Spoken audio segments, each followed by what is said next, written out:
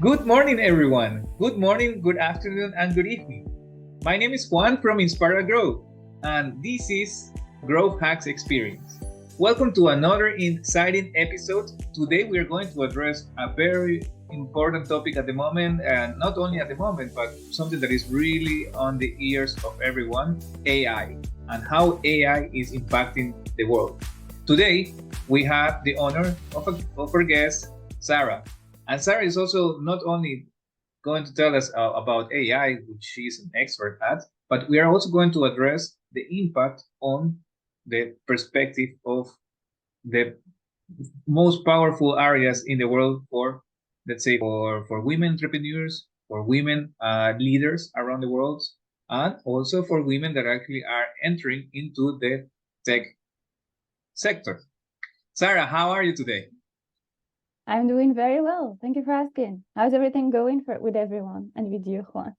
Enjoying. Today is one of these still sunny days here in Amsterdam. Still enjoying the summer. Opening the windows everywhere to have more light inside. So very happy to have this moment today. Yeah, Sarah, same here in Morocco. yeah. I understand. I'm glad that you're healthy. I hope actually the best for the people of Morocco Yeah, in I this hope hard. so too. I think indeed this is also one of the moments that we can also reflect on uh, the possibilities that also the technology information gives us to Yeah, help. indeed. Like people these days are like people from the tech field are trying to figure out like where the seisms hit, like the earthquake hit, and where are like the most in the major areas, and they're like gathering all of this data and making it available for anyone that wants to help. We have organizations and then NGOs helping with a lot of stuff, and even normal individuals. So it's kind of like it has centralized all of the efforts and make informed decision around what these people hit actually need and how we can best help them. So technology is definitely helping. Wonderful, indeed. I just remind me of something that happened to me about a decade ago in my country. Mm-hmm. The reaction in time is really important. The Yeah. solidarity on people I've seen as well. I have seen more than one group around my network going from people from Morocco, uh, getting funding, getting different strategies online to help people Amazing. there. So that's great to see. Amazing. Well, thank you everyone for helping. We really appreciate it. Sarah, tell us a little bit, if I may ask, lend us from your expertise in how was this journey of AI? How have you seen it changing through the last decade? Well, I got interested in AI when I was, well, kind of very young. I was very intrigued with the robots, although they're not really my favorites. I think one of the first, movies I watched was Frankenstein, and then, it moved on to Terminator and all of that. So those like they were interesting, in the fact of how we can use kind of leverage human intelligence into robots.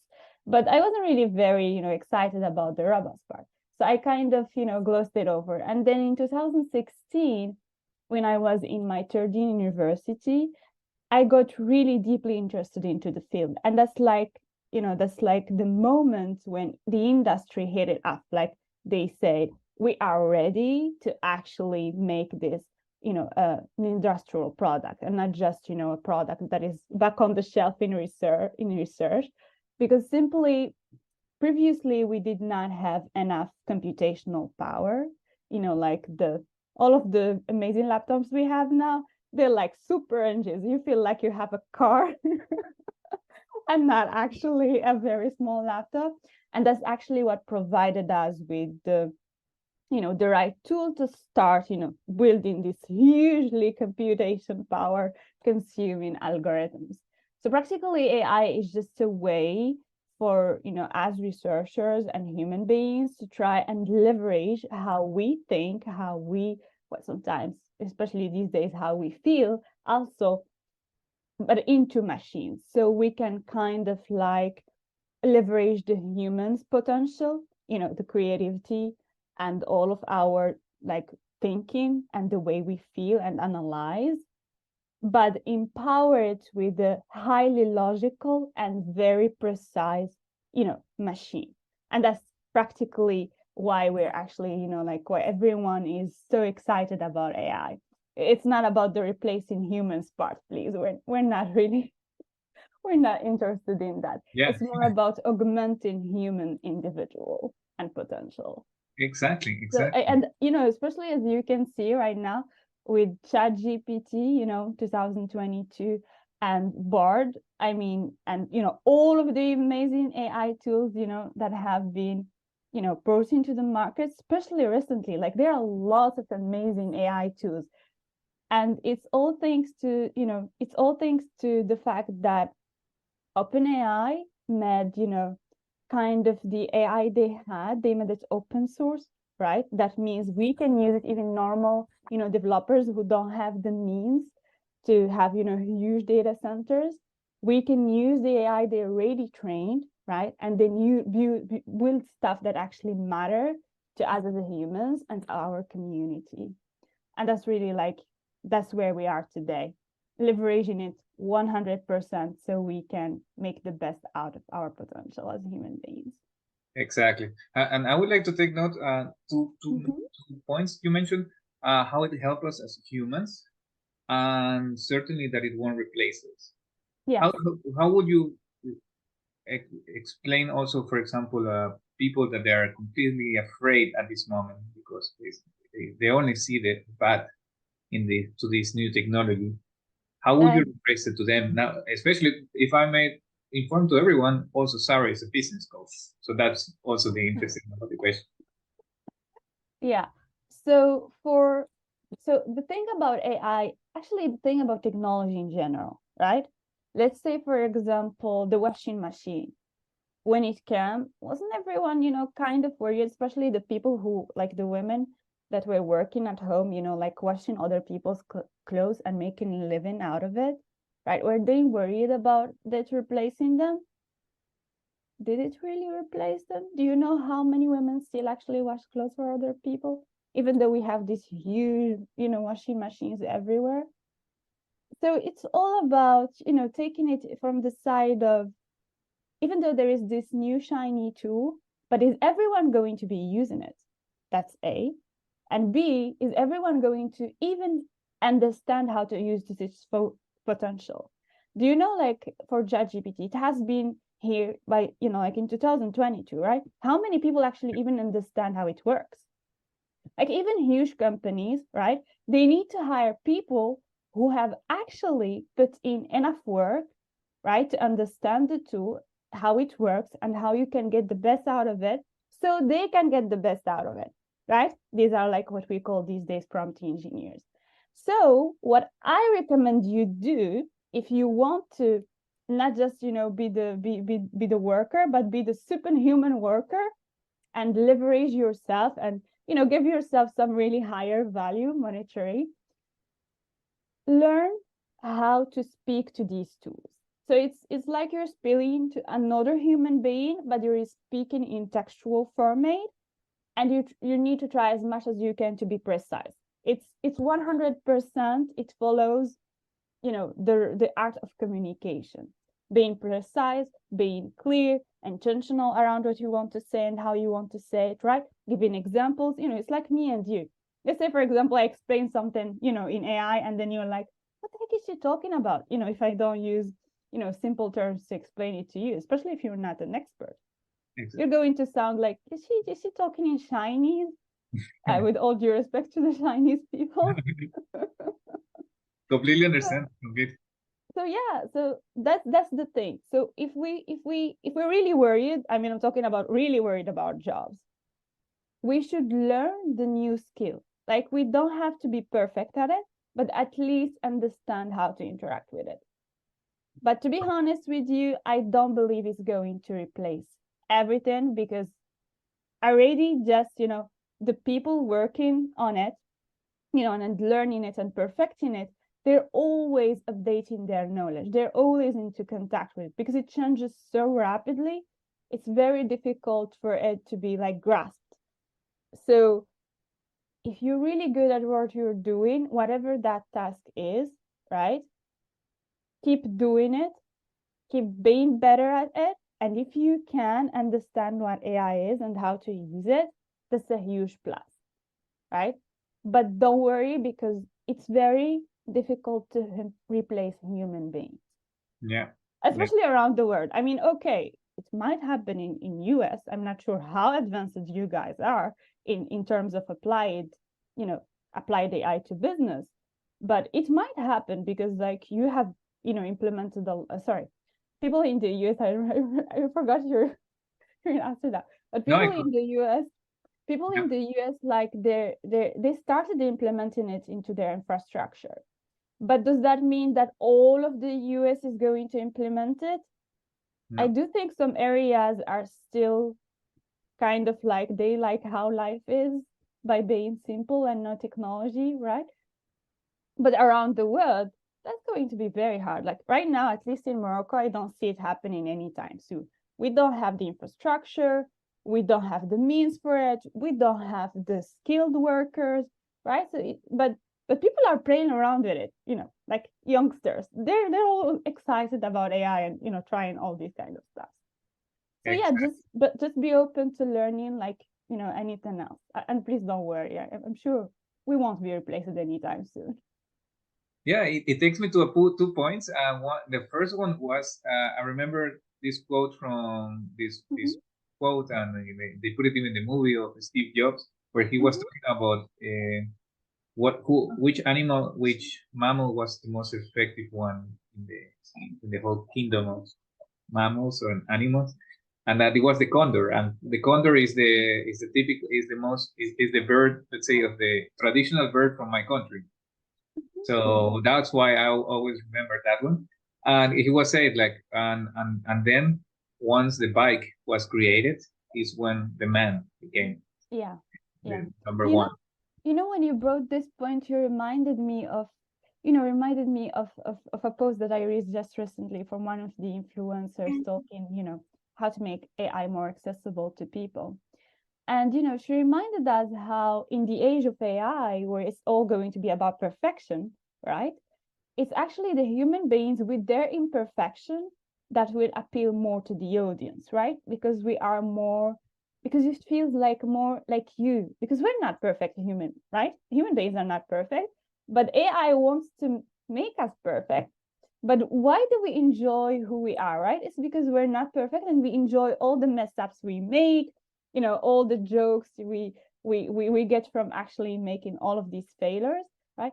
So it's, in the age of perfection, we will look into things that are made imperfectly so we can feel related. So, for example, I'm not sure if you have this too, but like for us in Morocco, we don't have we do have like jewelry that comes from abroad already made, right? Using huge machines. But we have a lot of shops making them handmade, right? And those that are handmade are way more expensive, right? Than the ones that comes done from the machines. So this is going to be true as well. So for skilled workers, that build things, whatever those things are, humans will be more looking into handmade, custom and handmade things. So these will be increased, their value will be way more increased than the typical products. I do believe it's all about marketing. Yeah, no, I because the experience that people wants to have, like Yeah. even if we see it from the perspective of now, for example, everyone going more sustainable, Yeah. and using bags that they are handmade to go shopping instead of keep buying the plastic bags. Yeah, Because that's what we have. That's what we have in Morocco. Actually, they completely cut it off. Like everyone now has the handmade bags. exactly. So the experience I consider indeed. And things are going really fast as well. I consider as well that things are going really fast in terms of creativity, in terms of automations. How would you recommend an entrepreneur for the community of entrepreneurs, for example? How would you recommend for them to start considering automations in their work? what will be the steps that would you recommend in terms of how to apply automations in their work? All right. So the thing about automation is that you need to first understand if you have what you need to be automated. Let's say, for example, you have a specific way of attracting leads, right? You have a process. Right? Usually you always have a process that you follow. So the first things to do is to understand that process. So break it down, like to the tiny, grainy details. And if you can hand what you just described it to someone else and they can execute it the same way, then you can use technology to actually, program all of that.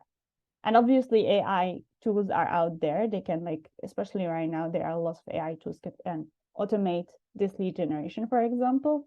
But if AI right now, if there is a tool that you think is not available, but you believe the process you have can be automated, then reach out to a technical, to a tech expert and request from them, what kind of way you can automate it. Because usually, especially people right now in the tech field, they know a lot about the tools, or how to mix different tools to make things work, especially from client acquisition to them buying your product. They have a whole pipeline set up, right? It's it has been so standard, and then I feel like every entrepreneur uses it. Every time I ask, they tell me the same solution.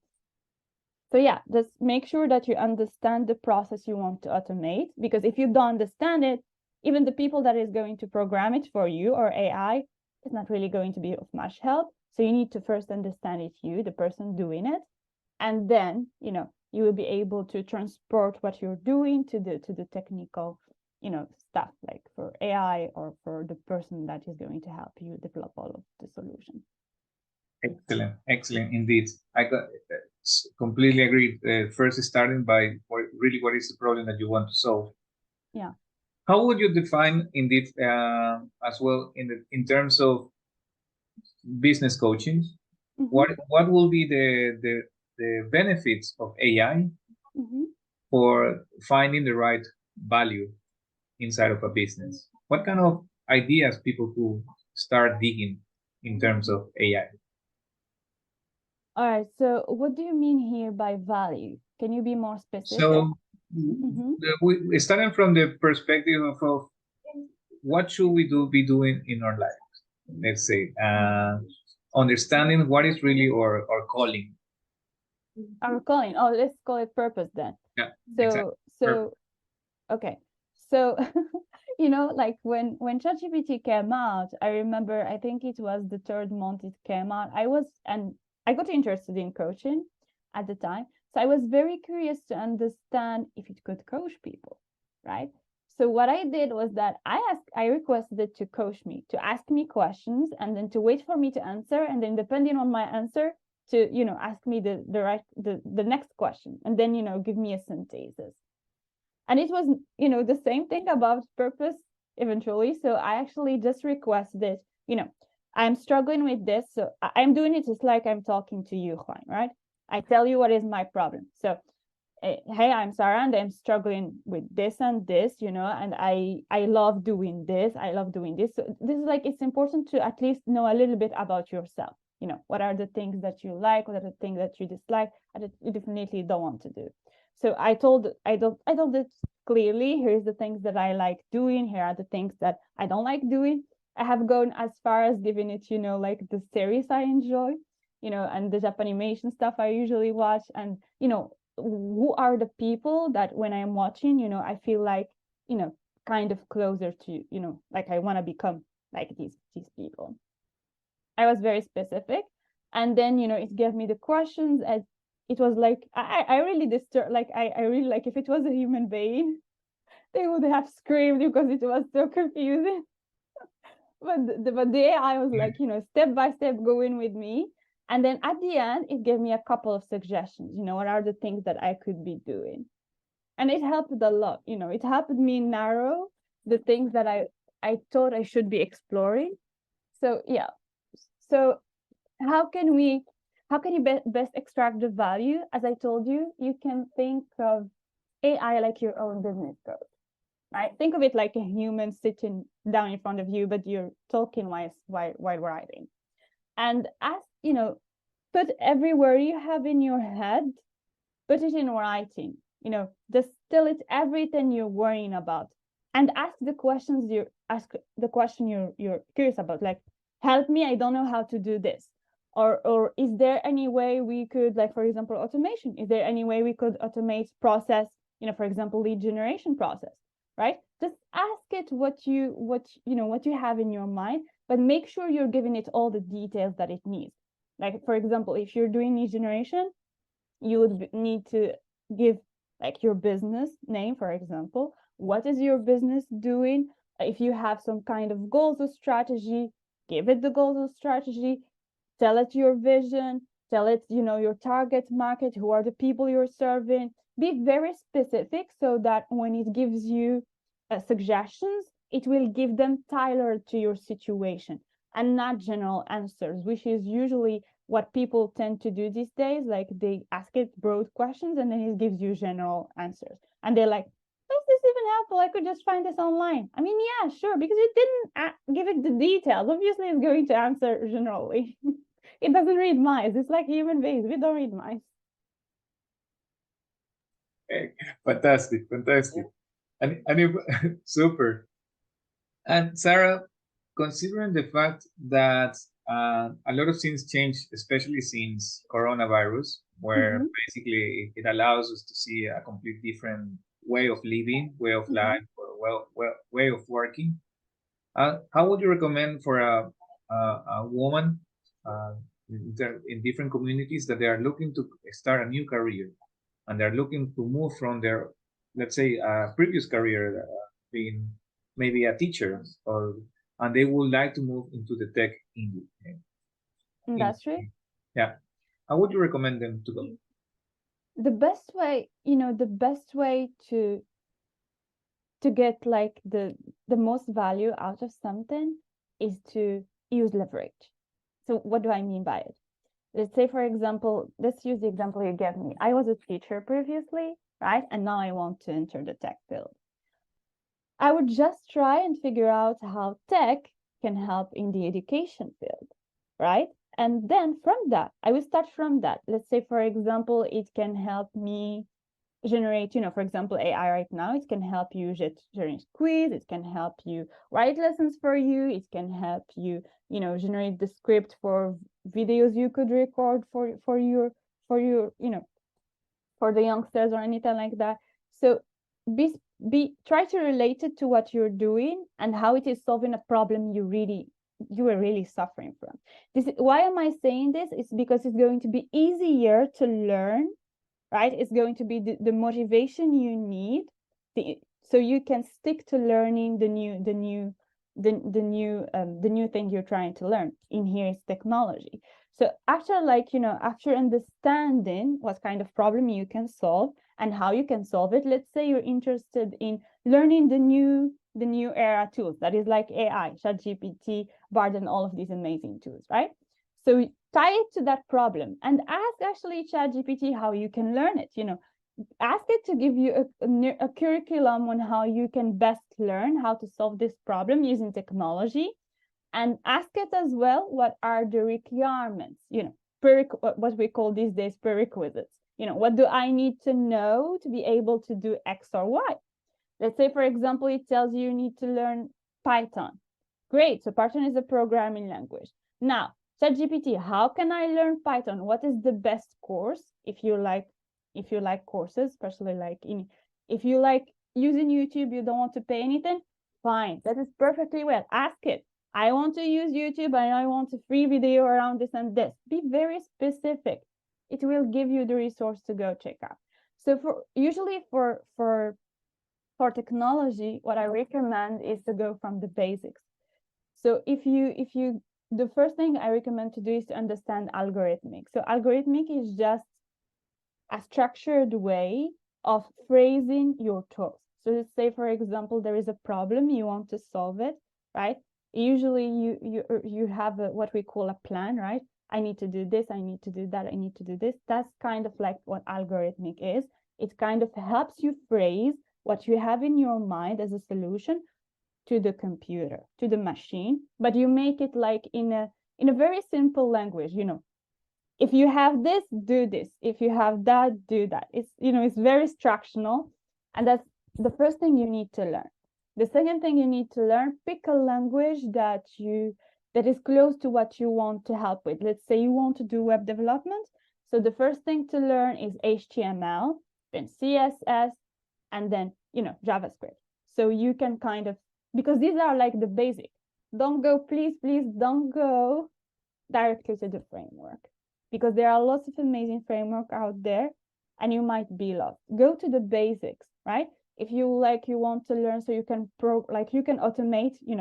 automate, for example, a task, please go learn Python. Python is very actually easy to pick up and easy to learn. It's like the first thing that they teach people these days at school. So learn that.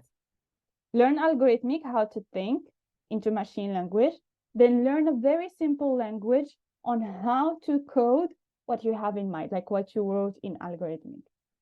And that's like the best thing on how to start.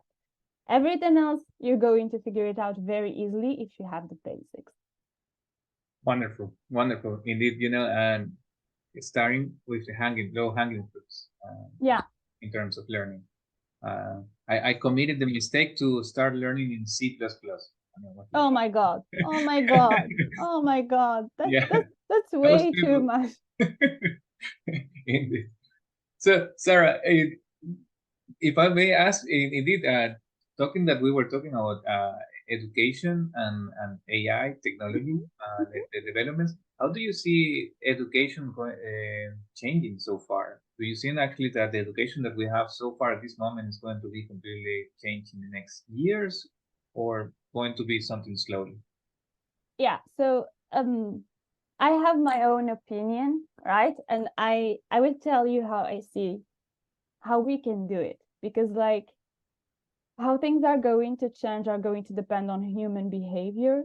So let's say, for example, if it's me, I will be using like AI to help orient me to make the best out of what I am learning, right? But like there are other people who are going to copy paste stuff, from it. That's not going to be very helpful. There are going to be other people who are actually going to be, like I believe like it was Stanford or Harvard, one of them actually already developed a robot and is trying to, see how people are going to learn from that robot as their teacher. That's very far-fetched, but it's an interesting approach. Yeah, I see that. I saw it in a news that there were some schools going back to paper and pen. Oh, that's amazing. Because they just to make sure that actually people were really doing their task instead of, because it did happen even in Ecuador that schools were already getting tablets, so everyone was getting their homework tablets, and then bam, AI came. Now everything's changed. Okay, so let's see it from this side. All right.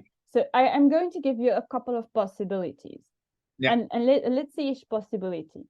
So I remember reading, I believe from Stanford, that they said, one of the experts, like researchers in AI, it's surprising how it's mostly very well-known researchers in AI that actually always advise against AI, which is really interesting. You would think they would be saying, let's use it. They're like the most against it. Oh. So here's the thing. So she said that now with AI coming up, it is actually even way more important that we focus on improving the way we learn, because AI is going to go rogue, right? We're going to have it everywhere, everyone using it. But if we don't know how to assess where it is wrong, because like sometimes when it's giving you an answer, it sounds very convincing, right? It's like when someone is lying to you. You find them very convincing. So you need to learn how to spot misinformation. And if you don't understand the field, if you're not an expert, how are you going to figure out how are you going to figure out the misinformation? And that's like one of the things that especially doctors highlighted. Like I remember there was actually a Medium article from an ER, a doctor, and they say they used ChatGPT. Like they were like very specific. They used it very well.